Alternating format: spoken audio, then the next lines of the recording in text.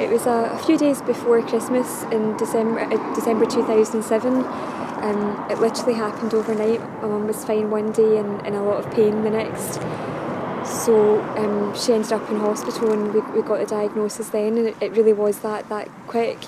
From there, she had surgery, but the disease was so far advanced and the surgery was so traumatic that she sadly didn't survive the surgery, and she died in March 2008. And when she first got diagnosed, were the doctors hopeful that they could cure her? No, we were told from the outset that the disease had spread so far and so quickly that all they would ever really be able to do for her would be to try and hold the disease at bay, and they were going to try to do that with surgery first and then chemotherapy. That was certainly their aim. Because, it's been known as the silent killer, ovarian cancer, but GPs are not very happy about that term. But it was literally, that was what happened to your mum.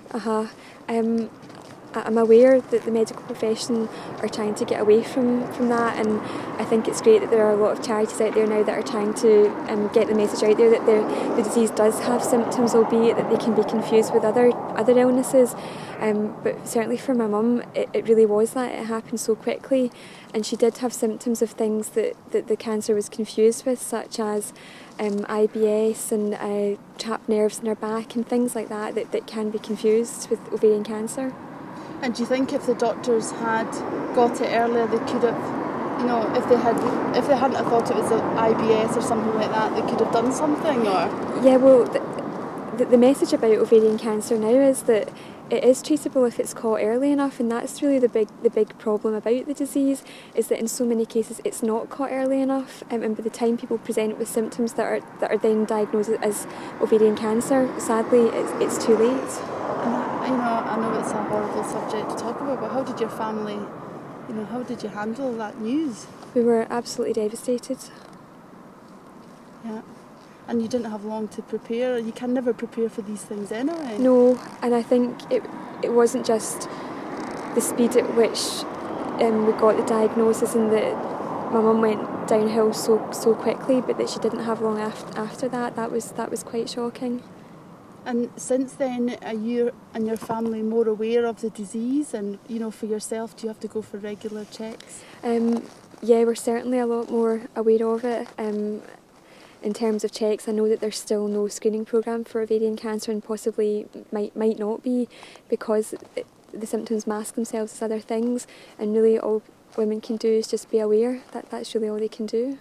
So what would be your message, to women? I think that everyone knows their own body, and you know what's right for you and what's not right for you, and if there's a woman who has some doubt about what her symptoms are, go to the GP and don't be fobbed off. And if you suspect that it might be something more serious than back pain or something like that, then do push for it and do ask questions. And was there any signs of ovarian cancer in your family? Not that I'm aware of. I know that there is a hereditary link in some families, although it tends to be if it's diagnosed at a younger age, which it wasn't in my mum's case because she was 64. But there's so far we don't know that there's any link in our family.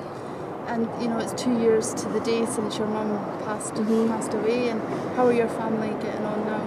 I think we're all just trying to get on as best we can and still keep my mum's memory alive. We still come up to here every year and leave flowers, but it's hard. It's left a big void in our family, and there's no getting around that. And you've said that your grandma's still alive? Yes, that's been the hardest part for our family. My gran's now 90 and she's outlived her daughter, and that's the hardest thing to take because it just shouldn't have happened that way.